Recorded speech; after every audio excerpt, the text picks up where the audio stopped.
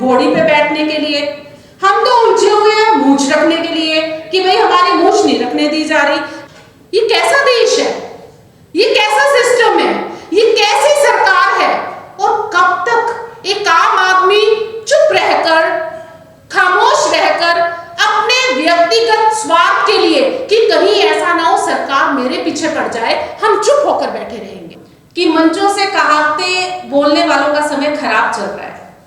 अभी रिसेंटली राजकुमार भाटी जी जो कि किसी कार्यक्रम में 10-15 मिनट बोले और वो कार्यक्रम भी कुछ ऐसा था कि कार्यक्रम में जो जातिवाद को लेके कहावतें बनी हुई हैं, उन कहावतों पे डिफरेंट स्पीकर अपने विचार रख रहे थे और माननीय भाटी साहब ने जातिवाद पर बनी कहावतों का आलोचना की, उन्हें गलत बतलाया। लेकिन बैरियो ने क्या किया कि 10-15 सेकंड का एक वीडियो क्लिप निकाल लिया और उस क्लिप के जरिए से ये प्रूव करने की कोशिश की कि भाटी साहब ये जातिवाद फैला रहे हैं। खैर, कहावत की बात है और हम तो सभी, मैं, आप, हम सभी भाटी साहब के साथ हैं और हमें मालूम है कि वो संदर्भ कैसा था। मैं भाटी साहब से थोड़ा सा विपरीत कुछ बात कर रही हूं। मैं कह रही हूं कि जो कहावतें बनती हैं, वास्तव में वो कहावतें हमारा जो सामान्य अनुभव है उसको देखते हुए बनती हैं। वो गलत नहीं होती कहावतें। हाँ, आप जातिवादी कहावतों को उनसे थोड़ा सा परे रख सकते हैं, तो कहावतें जनरली बिल्कुल ठीक होती हैं। और ऐसे में ही आपने एक कहावत सुनी होगी, अंधा बांटे रेवड़ियां और अपने अपने को दे। तो हमने देश के लिए भी ऐसे अंधों का चुनाव कर लिया जिनका परिवार ही नहीं था। हमें लगा कि परिवार होगा नहीं, तो जब वो रेवड़ियां बांटेंगे तो शायद ठीक लोगों को रेवड़ियां मिल जाएंगी। लेकिन जब रेवड़ियां बनने लगी तो भाई हम तो सनातन परंपरा के लोग हैं, हम तो वसुधैव कुटुंबकम में बिलीव करने वाले लोग हैं। तो जब हमने वो रेवड़ियां बांटी, बांट क्या दिया? जमीन बांट दी, नहरें बांट दी, नदियां बांट दिए, आकाश बांट दिया, एयरपोर्ट बांट दिए, रेलवे स्टेशन बांट दिए, जंगल बांट दिए और चुन चुन के ये सब चीजें पीछे अगर हम कटाक्ष करें कि भाई ऐसा क्यों किया जा रहा है, चुन चुन के जिन रिसोर्सेज पे बहुजनों का अधिकार था, जिन रिसोर्सेज पे देश के आम नागरिक का अधिकार था, वो रेवड़ियां क्यों अपने अपनों को दी जा रही हैं? तो उसके पीछे कारण दिया जाता है कि भाई देखिए, हम तो देश का भला कर रहे हैं, हम तो देश में जो इंडस्ट्रीज हैं, जो व्यापार हैं, वो व्यापार हम बढ़ाने का काम कर रहे हैं। अब व्यापार में भी अगर आप तो मीडिया पर्सोनल है और मैं धन्यवादी हूं बहुत ऐसे मीडिया का जो खुलकर आवाज को उठाती है, जो बहुजनों की आवाज को उठाती है। आपने सुना होगा कि एक बिजनेसमैन को लंबे समय तक जेल में रखा गया, उनकी कंपनी का अधिग्रहण दिवालिया होने के नाम पर एक बहुत बड़े अपने ने कर लिया। तो ये काम हमारे पूरे देश में इस तरह से चल रहा है कि धीरे धीरे करके, तिल तिल करके हम जिस तरह से मर रहे हैं, हमें खुद नहीं पता लग रहा कि रोज कितने % मौत हमारे करीब आ चुकी है।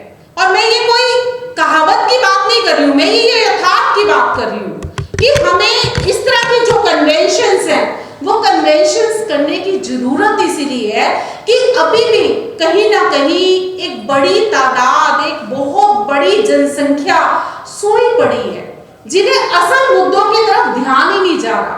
हम तो उलझे हुए हैं घोड़ी पे बैठने के लिए, हम तो उलझे हुए हैं मूंछ रखने के लिए कि भाई हमारी मूंछ नहीं रखने दी जा रही। लेकिन पीछे से कहीं ना कहीं बैकग्राउंड में जो इतने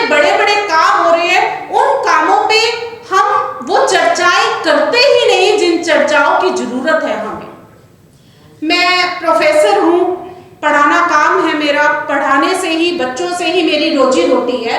और जब मैं ये देखती हूँ कि 2015 से लेके 2025 तक 87,000 स्कूलों का डेटा नेट पे अवेलेबल है, जिन्हें डिफरेंट स्टेट्स में बंद कर दिया गया, और लगभग इन स्कूलों की तादाद 1 लाख तक पहुंचने में है। अब आप ऐसे स्कूलों में, ये ज्यादातर ऐसे स्कूल्स हैं जो ग्रामीण परिवेश के स्कूल हैं। हम एक तरफ तो बड़ी योजनाएं बना रहे हैं, बेटी पढ़ाओ बेटी बचाओ, और दूसरी तरफ हम ग्रामीण एरिया में जब स्कूल बंद करते हैं तो उस स्कूल बंद करने से उसका फर्क क्या पड़ेगा? फर्क ये पड़ेगा कि भाई वहां पे जो पढ़ने वाली लड़कियां हैं, वो लड़कियां जो अपने ही गांव में स्कूल रहने की वजह से पढ़ने का अधिकार लिए हुए थी, अब उन्हें अपने गांव के बाहर कहीं 5-10 किलोमीटर चलकर किसी स्कूल में एडमिशन लेना पड़ रहा है।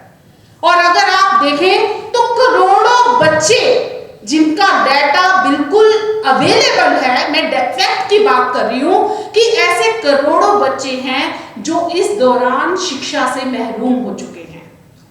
तो क्या हमें नहीं जरूरत कि हम जो ये बैकग्राउंड में जो सारी चीजें चल रही हैं, हम इन पे खुल के बात करें, इनका विरोध करें, इन पर चिंतन करें, मनन करें और देखें कि किस तरह से हम इन सभी चीजों का समाधान कर सकते हैं। अभी रिसेंटली एक बहुत बड़े स्कैम का सीक्वल चल रहा है। सीक्वल तो इन दिनों प्रधानमंत्री साहब जो जिस तरह से उन्होंने पूरे देश को एक जो मेलोडी वाली राजनीति है, मेलोडी की राजनीति में उन्होंने डाल दिया है, और खुद ही अपने आप को प्रस्तुत कर रहे हैं अपना परिहास बनाने के लिए रील के जरिए से।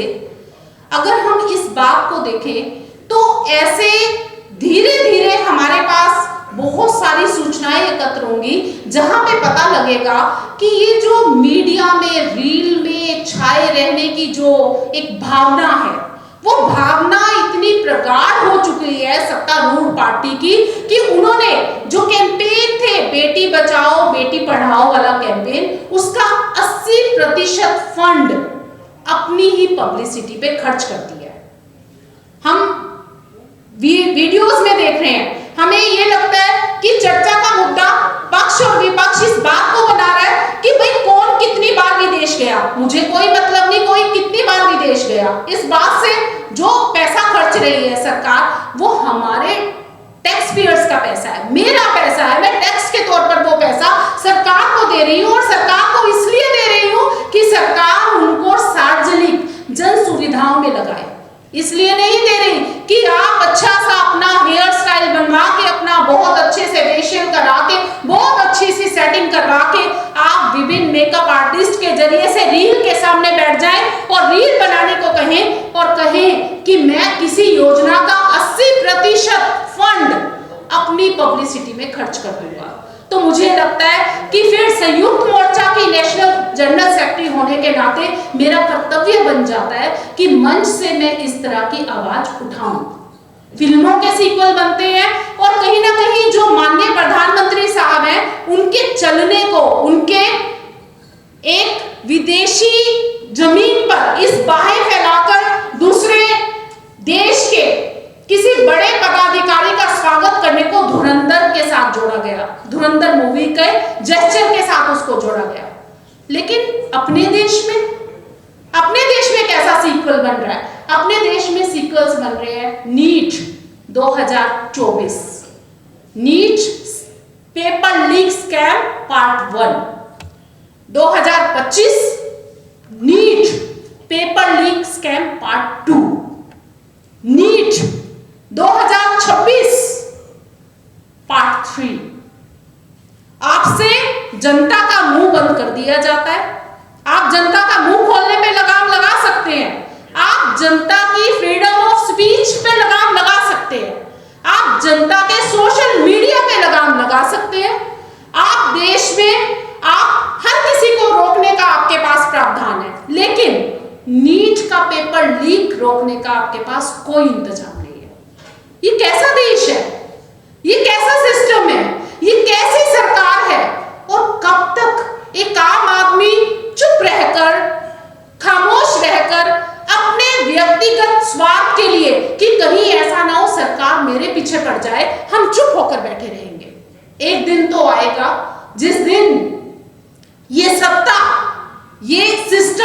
चैलेंज होगा। सत्ता तो हिटलर की भी कभी नहीं रही, सत्ता तो हिटलर की भी खत्म हो गई, जिसको एक दिन ये कहा जाता था कि वो विश्व में अजेय है, वो भी खत्म हुआ। तो ये सब कैसे खत्म होगा? सोचने की बात है कि क्या हम सभी जब मन से बोलते हैं तो क्या हम किसी पार्टी का विरोध कर रहे हैं? सच मानिए, नहीं, हम किसी पार्टी के खिलाफ नहीं है। हम तो देश के आम नागरिक हैं। हम तो केवल और केवल इतना चाहते हैं कि देश में एक फेयर सिस्टम हो। हम तो केवल इतना चाहते हैं कि देश में लोकतंत्र हो। हम तो केवल इतना चाहते हैं कि देश में न्यायिक प्रणाली बिना किसी इन्फ्लुएंस के काम करे। हम ये चाहते हैं कि जब ईडी किसी के ऊपर छापा मारे तो उसका कोई अधिकार हो, उसका कोई एक सिस्टम हो कि वो उसके पास कुछ सबूत हो। ऐसा ना हो कि वो आज किसी को जेल में डाल दे और उसको 2 साल बाद, 4 साल बाद, 6 साल बाद आप जेल से छोड़े और तब सीबीआई की रिपोर्ट आए, तब ईडी की रिपोर्ट आए कि उस आदमी के खिलाफ कोई सबूत नहीं मिला। इसका तो साफ मतलब है कि इन लोगों को, जिनको जेल में डाला गया और बाद में साक्ष्य होने के अभाव में उनको आपने बरी कर दिया, इसका साफ अर्थ है कि आप केवल और केवल धमकाने के लिए इस सिस्टम में ये कार्रवाई कर रहे हैं। तो हमें सॉल्यूशंस की तरफ देखना पड़ेगा। हमें देखना पड़ेगा कि किस तरह से ये जो विभिन्न मंच बने हैं, ये मंच कुछ ऐसी जन भावनाओं को संबोधित करें कि जिससे हम केवल एक दिन कुछ घंटे बैठकर चिंतन मनन करने की अपेक्षा, मंचों से कुछ संबोधित करने की अपेक्षा वास्तव में कुछ अपने अंदर से आंदोलित हो। हाँ, ये आंदोलन कॉकरोच जनता पार्टी जैसा आंदोलन भी नहीं होना चाहिए। क्यों नहीं होना चाहिए? हालांकि देखिए, आपको लगेगा कि करोड़ों, मिलियंस उनके साथ लोग जुड़ चुके हैं, लेकिन वो मिलियन लोग जब एक सिस्टम में जाकर, जब उन्हें प्रिविलेज मिलता है, जब उन्हें लोकतंत्र का सबसे बड़ा अधिकार दिया जाता है, वोट का अधिकार, तो वो वहां क्यों फेल हो जाते हैं? अगर ईवीएम झूठ नहीं बोलती, अगर ऐसी कोई टेक्नोलॉजी नहीं है कि जिस टेक्नोलॉजी के जरिए सरकारें बनती हैं, तो यानी हैक कौन हो रहा है? हैक हो रहे हैं हम लोग, हैक हो रहे हैं बहुजन, हैक हो रहे हैं सामान्य नागरिक, जो अपने छोटे छोटे स्वार्थों के वश या छोटे छोटे दबाव में, किसी तरह के डर में वो बातें खुलकर नहीं बोलते, या वोट डालते हैं तो किसी इन्फ्लुएंस में वोट डालते हैं, और हमें एक ऐसे सिस्टम का, एक ऐसी विचारधारा का सामना करना पड़ता है जो विचारधारा आज की तिथि में जनमानस का भला करने में बिल्कुल उपयुक्त नहीं है। तो मैं, जितने भी मेरे साथी यहाँ मौजूद हैं, मैं आपका धन्यवाद भी करूंगी और आपसे अपेक्षा करूंगी कि जब भी आप अपने सामान्य जीवन में वापस जाएं, तो आप अपने हिस्से की जो जिम्मेवारी है उसका निर्वहन करें। बात किसी पार्टी से जुड़ने या टूटने की नहीं है, बात है असल मुद्दों पर गौर फरमाने की। बात है कि हमें कुछ ऐसा करना पड़ेगा ताकि नंबर 1, जो मीडिया है, मीडिया किसी इन्फ्लुएंस में काम ना करे। क्योंकि जितने भी पत्रकार बंधु हैं, हमने राजनेताओं को तो हम बिकते हुए देख रहे हैं। राघव चड्ढा, खुलकर नाम लेने में मुझे कोई परहेज नहीं कि आपने जो है वो एक ऐसा नाम आपने एस्टेब्लिश हुए, आपने बहुत सारे यंगस्टर्स को, जेनजीज को आपने बहुत खुलकर बोलने के सपने दिखाए, और एक दिन आया जब आप कब पलटी मार गए पता ही नहीं लगा। अब कॉकरोच जनता पार्टी, अब ऐसा ना हो कल को कि कॉकरोच जनता पार्टी को भी कोई प्रलोभन दे और वो भी कल को पता लगे कि बैकग्राउंड में कुछ और था। तो इस सब में अहित किसका हो रहा है? अहित हो रहा है हमारी भावनाओं का, हम सब की भावनाओं का, हम सब मंचों की गरिमा का, कि हम आकर एक स्टेज पर बोलते हैं, मुद्दों को रखते हैं, लेकिन उसके बाद जो उन मुद्दों पर काम होता है वो काम बहुत ही निराशाजनक काम है। तो मैं सभी से अपेक्षा करूंगी कि वो अपने हिस्से की जिम्मेवारी का निर्वहन जरूर करें। थोड़ी बहुत हिम्मत जनाब अपने में बचा कर रखिए, वरना देश तो बिक ही रहा है, हमारा जमीन, हमारी आत्मा कब बिक जाएगी रातों रात हमें खबर नहीं होगी। इसी आगाज के साथ जय भीम, जय भारत।